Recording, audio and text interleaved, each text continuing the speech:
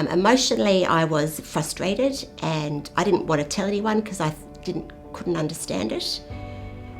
Being fit, having no history of heart condition in the family, I really just wasn't getting my head around it at all. And being a bit in denial and just uncertain of what it all would mean. I had a spontaneous coronary artery dissection back at the end of November last year, which is a little over 7 months ago, fairly recent.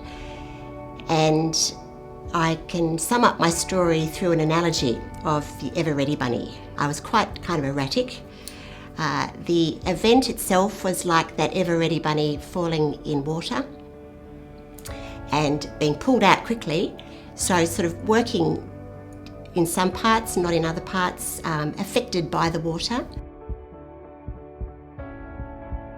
The 6 months before my event were quite normal. I lived quite erratically from the point of view of my eating, having lunch with a girlfriend, and the pain came back. And it's about a 6 out of 10.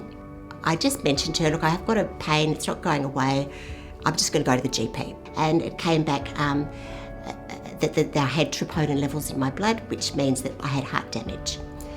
So that was a bit of a shock. And then all of a sudden the emergency team snapped into gear with medication after medication after medication. So I was being pumped with medications.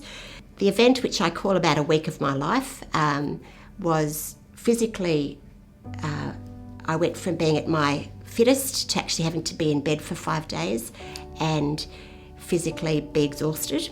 So the erratic bunny has now turned into a calm hippie bunny with solar panels.